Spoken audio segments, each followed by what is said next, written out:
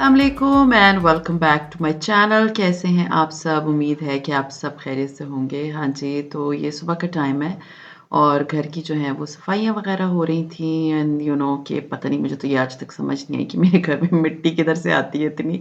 हत्ता कि हमारा घर अच्छा खासा ऊंचे फ्लोर्स पे है और उसके बावजूद मुझे लगता था शायद बहुत ऊंचा होगा तो मिट्टी नहीं आएगी, बट मेरे घर में पता नहीं किधर से मिट्टी आती है और हर रोज़ डस्टिंग होती है, हर रोज़ पोछा लगता है, बट आई फ़ील लाइक पता नहीं ये मिट्टी कहाँ से आती है, ताकि मेरे बच्चे ऐसा गंद-वंद भी नहीं मचाने वाले बच्चे और मैं खुद भी आई एम वेरी फिनिकी, मुझे तो बिल्कुल नहीं अच्छा लगता कि घर ग गंदा हो। ख़ैर एनीवेज़, जब घर वगैरह की सफाई हो गई थी, मैंने नमाज़ पढ़ ली थी और मैं तैयारी आज शुरू की थी, तकरीबन आप कह सकते हैं कि 3 बजे से मतलब थोड़ा बहुत काम मैंने 3 बजे से स्टार्ट कर दिया था। मैंने जो आज माश की दाल के भल्ले बनाने थे, मेरे पहले पुराने वाले ख़त्म हो गए थे, तो ये जो माश की दाल के भल्ले हैं, ये वाले मैंने माश की दाल रात को भिगो दी थी।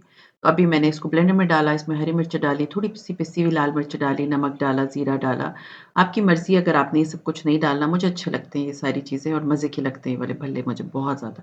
हाँ, ये बहुत ज़्यादा ऑयल सोक कर लेते हैं, तो उसके लिए आपको थोड़ा बहुत जो है ना वो इसको मतलब कि निचोड़ के फिर जब फ्राई करते हैं तो निचोड़ना पड़ता है। ख़ैर इसको मैंने अच्छी तरीके से जो है ना इसको पीस लिया ब्लेंडर में और मतलब ये कि आप इसको सिल पे भी पीस सकते हैं, बट मेरा नहीं ख़्याल कि इस तरह का रिज़ल्ट आएगा इसका।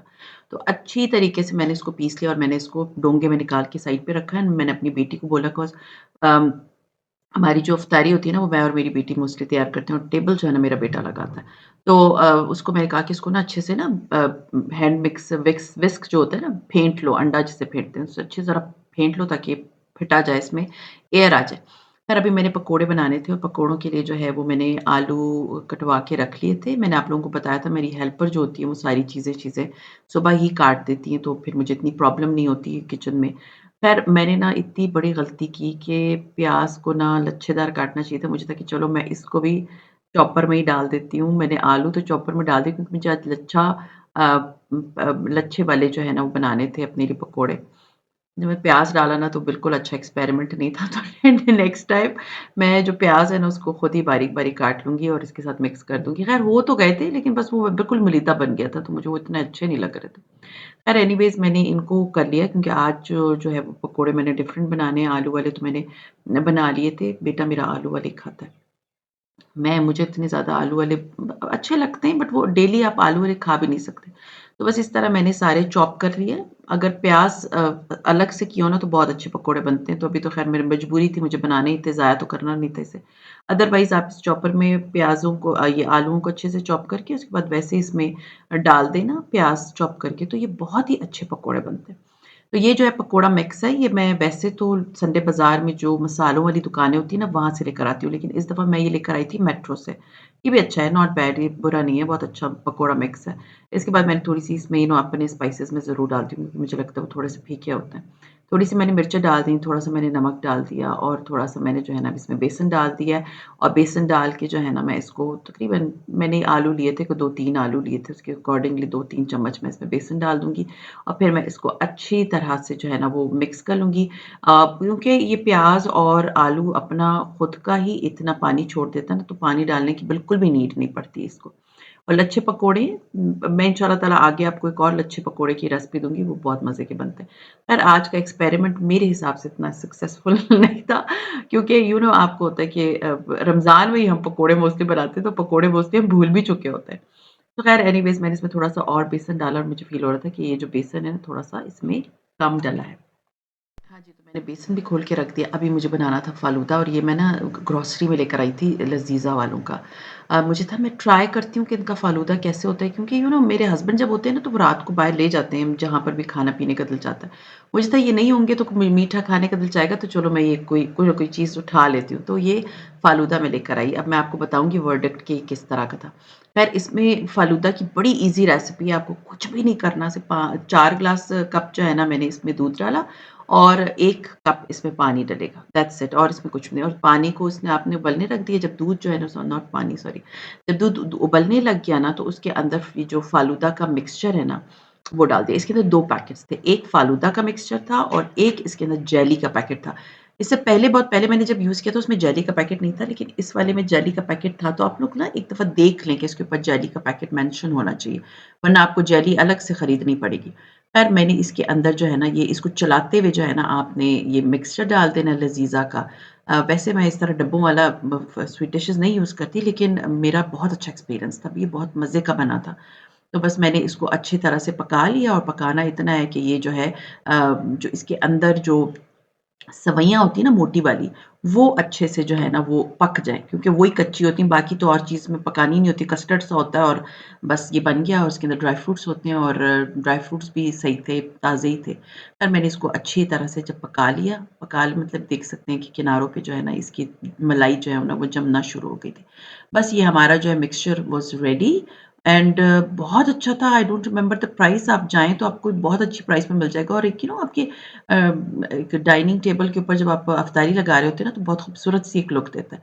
तो ये इसका जेली का पैकेट था और जेली का पैकेट जो है ना मैंने अच्छे से घोल लिया। ये मेरे पास प्लास्टिक का डिस्पोज़ेबल पड़ा हुआ था, इसके अंदर मैंने घोल लिया। सांचे में भी डाल सकते हैं, लेकिन मुझे छोटे-छोटे स्क्वेयर्स ही चाहिए थे। वैसे इस पे लिखा होता है 1 कप लेकिन मैंने पूरा 1 कप नहीं डाला, मैंने 3/4 कप पानी डाल के जेली जमा ली थी, ठीक है? अब मैंने बनाने थे अरेबियन राइस, केएफसी वाले अरेबियन राइस। बहुत ईज़ी रेसिपी है, बिलीव मी आज का मेन्यू मेरा बड़ा ही ईज़ी था। ख़ैर मैंने जो है ना ये आप देख सकते हैं पैन में जो है ना थोड़ी-सी काली मिर्च डाल दी, थोड़ा ऑयल डाला, थोड़ी काली मिर्च डाली और 4-5 जो लौंगे डाल दी और बस इस और 2 आप इसमें जो है ना इलायचियाँ डाल दैट्स इट। इसको आपने अभी कड़कड़ाना है मतलब थोड़ा-सा आपने कुक कर लिया। कुक कर लेने के बाद आपने और कुछ नहीं करना। मैंने चावलों को बासमती चावल है, इसको तकरीबन 2 कप चावल है और इसको मैंने सोक कर लिया था तकरीबन कोई घंटा पहले और बस वो ही चावल मैंने इसके अंदर डाले और उसके बाद मैंने इसको मिक्स कर लिया। मिक्स करने का मकसद ये होता है कि जो पा ऑयल होता है ना, ये हर चावल के ऊपर कोटिंग कर दे, मतलब ऑयल की कोटिंग, तो वो चावल बड़ा खिला-खिला बनता है। अच्छे से इसको कोट कर लेने के बाद मैंने इसके अंदर नमक डाला और थोड़ा-सा मैं इसमें डालूँगी गरम मसाला। अ, ये चावल एक तो बनते बड़े आसान हैं, ऊपर से इसका टेस्ट ना मेरे बच्चे अगर आप लोग केएफसी के जो है ना अरेबियन राइस के शौकीन हैं और आप केएफसी से बायकॉट कर चुके हैं जैसे हम कर चुके, तो आप लोग अपने घर में ये बनाएँ रेसिपी। बहुत अच्छी बनती है और बहुत ईज़ी है और बच्चे बिल्कुल चट कर जाएँगे, बिल्कुल छोड़ेंगे भी नहीं। खैर मैंने इसे गरम मसाला डाला और मैंने इसको अच्छे से फिर मिक्स कर दिया। देखिए अब इसमें मैंने पानी नहीं डाला बट इसका तरीका थोड़ा-सा डिफरेंट होता है फ्रॉम अदर राइस। जब चावल अच्छे से कोट हो गए हर चीज़ से, फिर मैंने इसमें पानी डाला। जितने चावल थे उसका डबल क्वांटिटी में मैंने इसके अंदर पानी डाल दिया और उसके बाद जो है ना आप इसके अंदर चाहें तो इसमें मैंने चिकन क्यूब भी डाला था, आप चिकन क्यूब डाल सकते हैं। मैंने इसके अंदर चिकन क्यूब डाले थे, इसका टेस्ट बहुत मज़े का बनता है, बहुत ही मज़ेदार। और बहुत ईज़ी रेसिपी है। मैं दोबारा इसलिए बता रही हूँ कि ज़रूर ट्राई करें आने वाले हफ़्ते के अंदर, जब नेक्स्ट वीक का आप प्लान बना रहे होंगे, तो आप लोग ये रेसिपी ज़रूर डालिएगा अपनी इस मीन्स नेक्स्ट मेन्यू में। ख़ैर मैंने अब इसको रख दिया था कि ताकि इसका पानी थोड़ा-सा जो है ना वो ड्राई हो जाए और अब जो है ये जो 3 ग्लास है सीरियसली ये ग्लास मुझे बहुत पहले गिफ्ट में मिले थे, मैंने डिनर दिया था।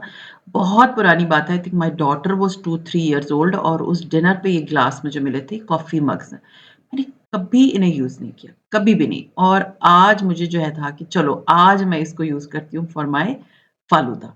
तो फालूदा की तीनों कप जो है ना मैंने कर लिए थे, थोड़ी देर मैंने इनको छोड़ा और उसके बाद मैंने इनको रख दिया था फ्रिज में फ्रीज़र में, ताकि ये जो है ना अच्छे से ठंडे चिल हो जाएँ। थोड़ा-थोड़ा ऊपर मैंने मार्जिन दिया था क्योंकि इसके अंदर जेली ने अभी आना था।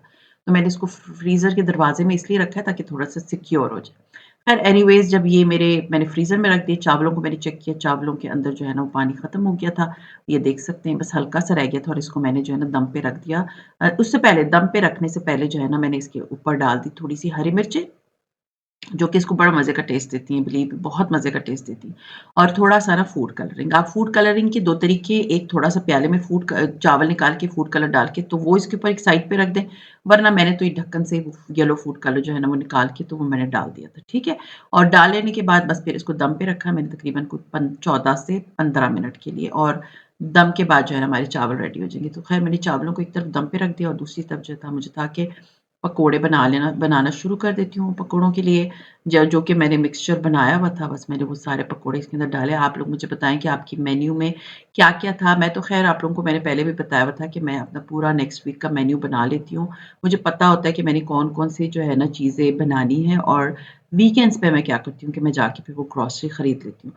एंड डेली अभी ये होता है कि फ्रूट्स जो मुझे लाने होते हैं ना, तो मुझे थोड़ी-सी देखिए अल्लाह ताला की तरफ से सारी चीज़ें होती हैं। आप लोगों ने मुझे उस दिन कहा कि your husband is not here but you are missing him very much क्योंकि उसी दिन वो गए थे।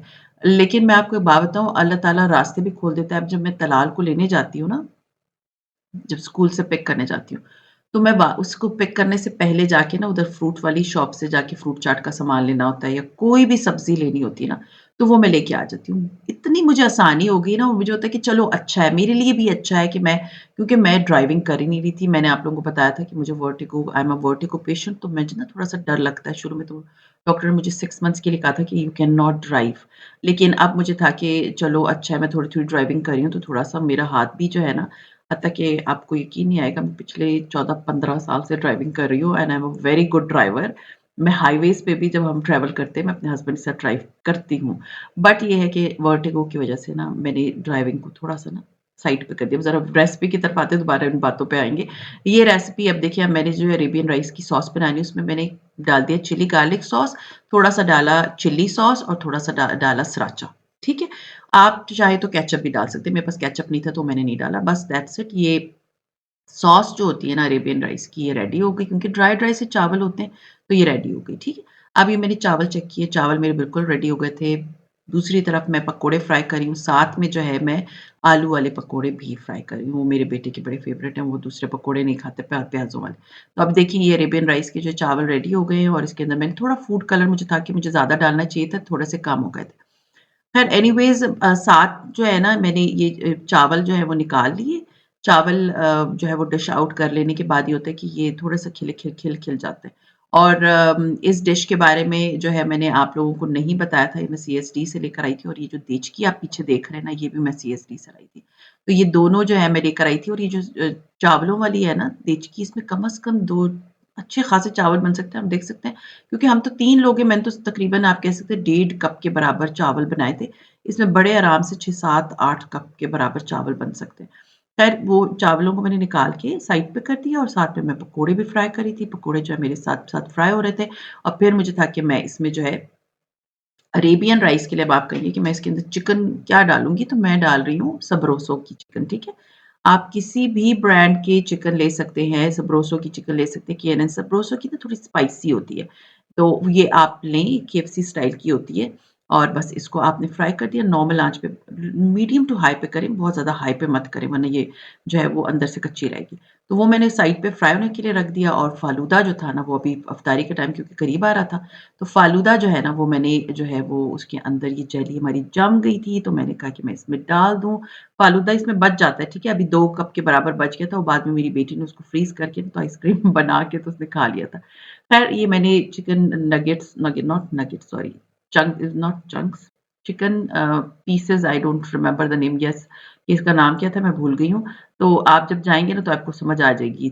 तो ये मैंने लेके तो फ्राई करके इसके ऊपर जो है ना चावलों के ऊपर डाल दिए जैसे केएफसी वाले डालते हैं और उसके बाद जो सॉस मैंने बनाई थी ना, आपने वो सॉस जो है ना चम्मच से इसके ऊपर अच्छे से कोट कर दी। तो ये इतनी अच्छे से जो है ना वो हमारे राइस जो है वो रेडी हो गए थे। बस अफ़्तारी जो हमारी रेडी हो गई थी, खजूरें मैंने रख दी थी, साथ में जो है मैंने हमने शरबत बनाया हुआ था। आज हमने टैंग बनाया था, वैसे मुझे फ्रैंकली स्पीकिंग टैंग इतना नहीं पसंद। बस मेरे बच्चों को पसंद है तो मैंने बना लिया था। तो ख़ैर ये थी हमारी आज की अफ़्तारी। अफ़्तारी रेडी हो गई थी और अब मैं आपको बताती हूँ कि मैंने गिफ्ट मँगवाया है, वो भी मैं आपको दिखाऊँगी। तो ये अफ़्तारी हमारी रेडी हो गई थी। It was enough for us आज मैंने बहुत ज़्यादा वो दही बल्ले मैंने मीन्स फ्राई करके ना तो वो मैंने रख दिए थे। तो उस वो मैंने कल इंशाअल्लाह ताला उसके बनाऊँगी। अभी मैं दिखाती हूँ आप लोगों को गिफ्ट। ये गिफ्ट आया है, ये गिफ्ट मैंने मँगवाया है फॉर माय हेल्पर। मेरे घर में जो बच्ची काम कर रही है ना तो वो उसने मुझे कहा कि मुझे जो है ना कुरान पाक मेरे पास नहीं है। मैं अभी वो दूसरे सिपारे पे ही है। अभी भी उसने स्टार्ट किया है, तो मैंने उसको कहा कि नहीं मैं तुम्हें कुरान पाक मँगवा दूँगी। फिर मैंने उसको उसकी मर्ज़ी का ताज कंपनी से जो है ना वो चूज़ करके दिया एंड इतना खूबसूरत माशाअल्लाह से जायनमाज़ सॉरी नॉट जायनमाज़, इतनी खूबसूरत कुरान है, आप देखिए कितना प्यारा कुरान है और ये मैंने उसके लिए मँगवाया। अब कल जब इंशाअल्लाह ताला कल वो आएगी I will give her a surprise बहुत प्यारा कुरान है, तो उसके लिए मैंने मँगवा लिया था और इतनी अच्छी पैकिंग में आया ना, अगर आप लोगों ने अपने लिए मँगवाना है ना, तो प्लीज़ ज़रूर मँगवा लीजिएगा। ये बहुत अच्छा कुरान पाक था। तो ख़ैर ये मुझे था कि पता नहीं मैं असल में मैंने अपने हस्बैंड के साथ जाना था और मैं इतने कामों में बिज़ी थी, मैंने उसके लिए भूल गई लेना। तो जब वो चले गए थे, तो फिर मैंने इसको जो है उसको चूज़ कराया कौन-सा वाला उसको चाहिए, तो उसने मुझे कहा कि ये वाला मुझे ले दे। तो ये बहुत अच्छा माशाल्लाह जो है कुरान पाक है और आई एम सो एक्साइटेड कि कल उसका रिएक्शन कैसा होगा। तो ख़ैर ये था मेरा आज का व्लॉग। उम्मीद है आज का व्लॉग आप लोगों को अच्छा लगा होगा। अच्छा लगता है तो लाइक कीजिए, सब्सक्राइब कीजिए एंड शेयर कीजिए with your friends and family and see you इंशाल्लाह ताला in my next vlog. Till then अपना बहुत ख़्याल रखिएगा, दुआ में मुझे याद रखिएगा। टेक केयर एंड अल्लाह हाफ़िज़।